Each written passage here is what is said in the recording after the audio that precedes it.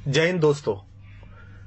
मुझे पता नहीं आप किसको सुन रहे हैं, कवि कुमार विश्वास को, एक राजनीतिक पार्टी में काम करने वाले कार्यकर्ता को, सोशल एक्टिविस्ट को, पर थोड़ी देर के लिए मुझे मत देखिए, मैं जो कहना चाह रहा हूं वो सुनिए।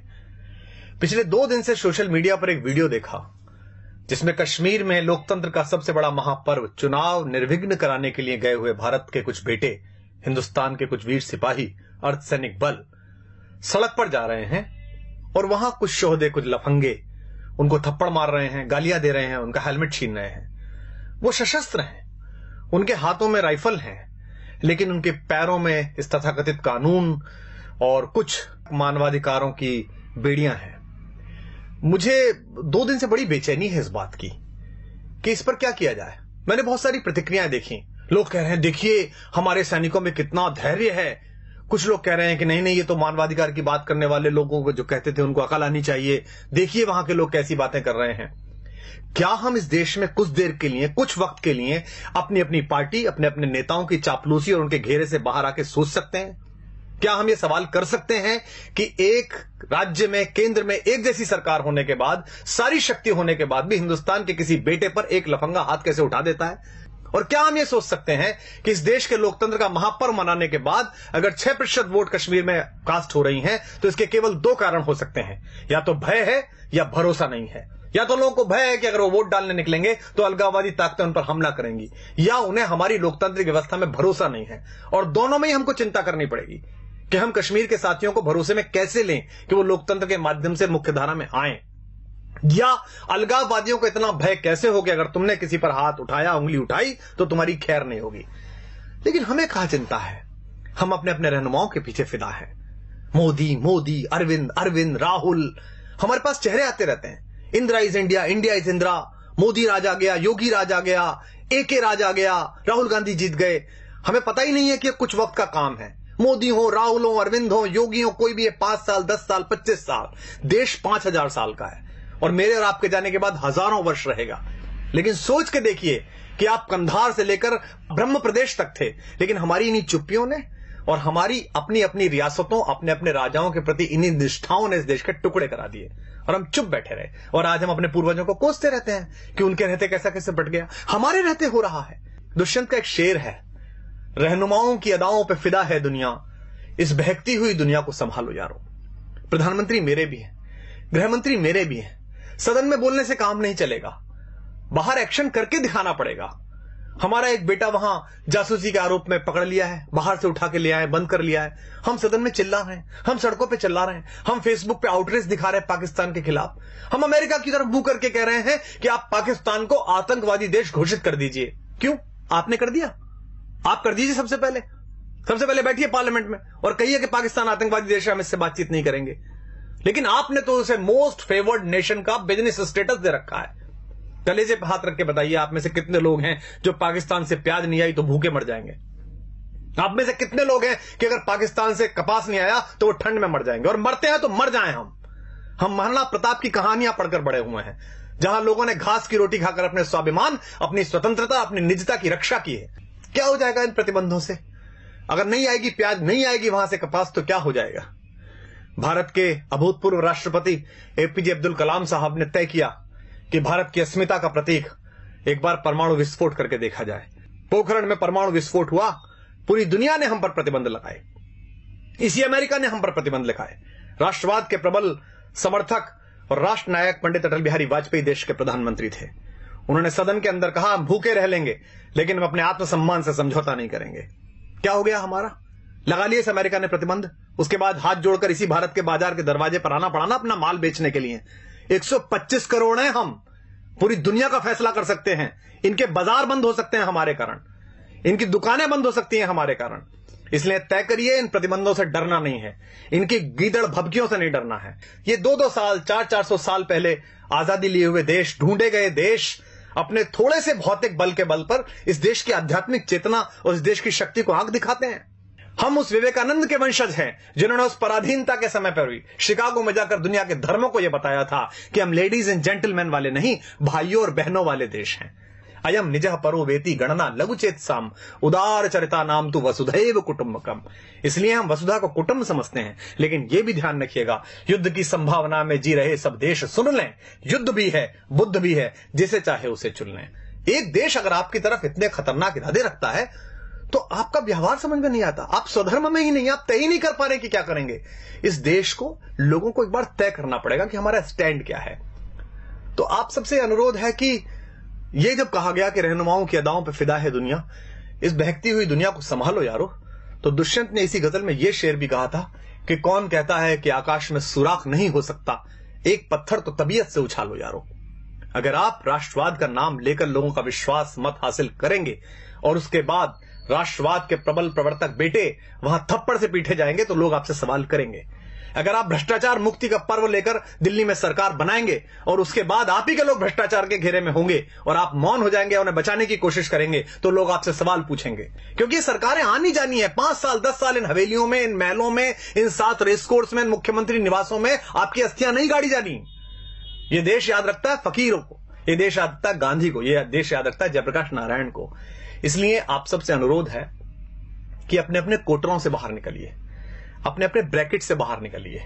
संकट बहुत बड़ा है, इसे हम सामान्य समझ रहे हैं। आपके रहते, आपकी सरकार के रहते, हम सबके रहते कश्मीर में कोई भी हिंदुस्तान का झंडा जला देता है। हम किससे उम्मीद करें? कवियों से उम्मीद करें? हम पिछले 10 साल से कविता सुन रहे थे, आत्महत्या की चिता पर देखकर किसान को नींद कैसे आ जाती है देश के प्रधान को। पिछले 3 सालों में 30,000 अन्नदाता, 30,000 भूमि मां के बेटे किसान आत्महत्या कर चुके हैं। पिछली बार भी की थी, मनमोहन सिंह जी की सरकार थी तब भी की थी। इन आंकड़ों के खेल में क्या उलझना? हम जंतर मंतर पर बैठे थे, हमारे सामने भी एक किसान फांसी पर झूल गया था, हमें भी नींद आनी बंद हो गई थी। लेकिन क्या इस पर कोई करेक्टिव मेजर्स उठा सकता है?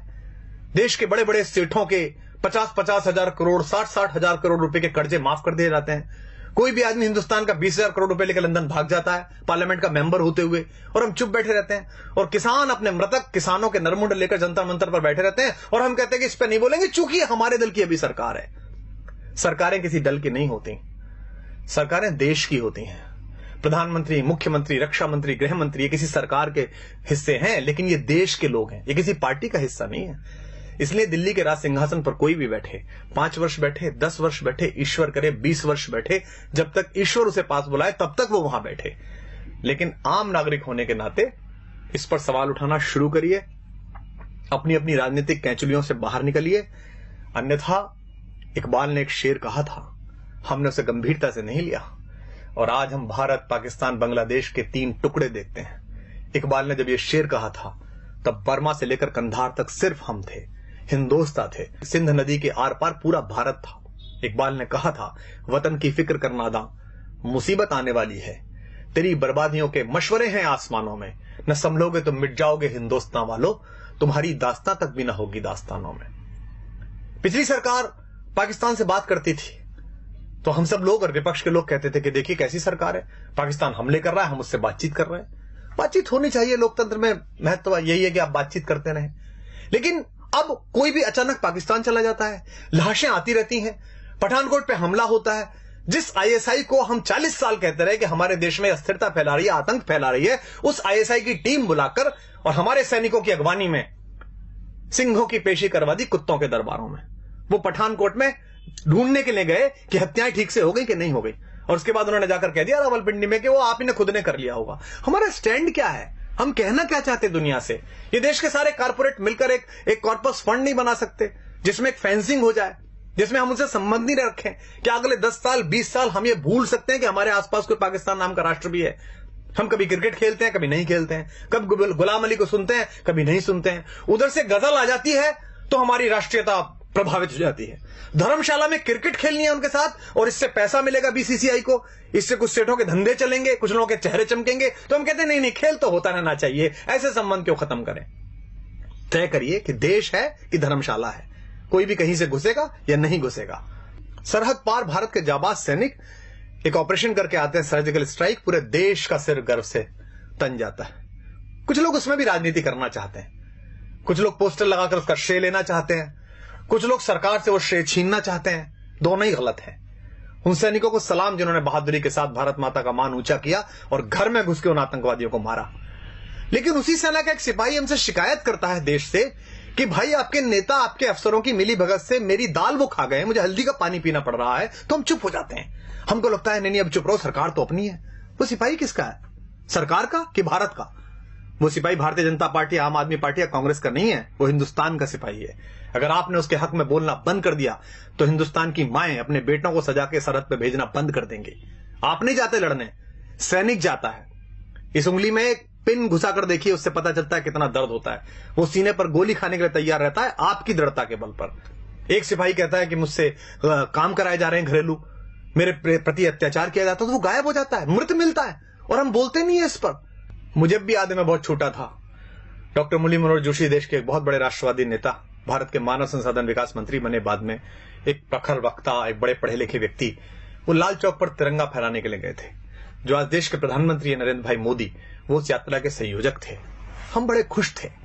हमारे यहाँ कविता लिखी बलबीर सिंह करुण ने, कुछ देशभक्ति के मंत्र वहां हमने जाकर बांचे तो हैं, हम देशद्रोह के विषधर के फन पर चढ़कर नाचे तो हैं, आतंकवाद के अंधड़ को आगे बढ़ ललकारा तो है, धीमा ही सही तमाचा पर उसके मुंह पर मारा तो है, लो हमने जिद पूरी कर दी उस लाल चौक तक जाने की, अगली बारी रावलपिंडी पर यह झंडा फहराने की। हमने कविताएं पढ़ी, तालियां बजाई, मुझे अब भी रोमांच हो रहा है। बहुत अच्छा लगता है जब प्रधानमंत्री दिवाली की छुट्टियों पर सियाचिन जाते हैं, उन सैनिकों को बताने के लिए जाते हैं कि आप मेरे घर के मेंबर हैं। क्या हम में से ऐसा कोई नहीं कर सकता? क्या देश के प्रधानमंत्री, रक्षा मंत्री, देश के गृह मंत्री, मैं साथ चलने के लिए तैयार हूं, आप सब साथ चलने के लिए तैयार हैं। वो पूरे कश्मीर को अपने साथ लें और कश्मीर के लोगों से कहा आइए इस बार का 15 अगस्त लाल किले पर ध्वजारोहण के बाद 2 बजे ध्वजारोहण लाल चौक पर होगा। इतना बड़ा झंडा लगाएंगे हम कि उसकी छाया और उसकी फहर पाकिस्तान तक दिखाई देगी। लेकिन हम बोलते नहीं हैं। लेकिन मैं बोलूंगा और आपको भी बोलना पड़ेगा, क्योंकि स्वर लय ताल छीन लो चाहे, प्राणों से भैरव गाएंगे। हम भी अगर नहीं बोले तो खुद को क्या मुंह दिखलाएंगे? अपनी संततियों के लिए, अपने समय के लिए और अपने देश के लिए खुद को तैयार करिए। अन्यथा ध्यान रखिएगा, जो देश, जो समाज अपने वर्तमान की समीक्षा नहीं करता, उसे इतिहास तो आदर देता ही नहीं है, भविष्य भी उसके लिए रास्ता देने से इनकार कर देता है। तो आप सबसे अनुरोध है, यह कष्ट साझा है, मेरा भी है, आपका भी है, क्योंकि न तेरा है न मेरा है, यह हिंदुस्तान सबका है। नहीं समझी गई ये बात तो नुकसान सबका है। मुझे आशा है कि युग के इस छोटे से चारण की, युग के इस छोटे से चंद्रबरदाई की आवाज इन नवीन पृथ्वीराजों के कान तक पहुंचेगी, इन चंद्रगुप्तों के कान तक पहुंचेगी, चाहे वो दिल्ली के छोटे सिंहासन पर हों या दिल्ली के बड़े सिंहासन पर हों। और आशा है कि अपने सामान्य से नागरिक, एक सामान्य से कवि, एक सामान्य से कार्यकर्ता की बात सुनकर वो इस देश के बारे में गंभीरता से वही सोचेंगे जो ये देश सोचता है। अगर आपको ये बात ठीक लगी हो तो इसे दूसरों तक पहुंचाइए। इस आवाज को इतनी बड़ी बनाइए कि इस देश की सरकारों को, इस देश में पॉलिसी तय करने वालों को, इस देश की गति नियति की दिशाएं तय करने वाले उन सब लोगों के कानों तक, उनकी आंखों तक ये आवाज पहुंच सके। जय हिंद, जय भारत, वंदे मातरम।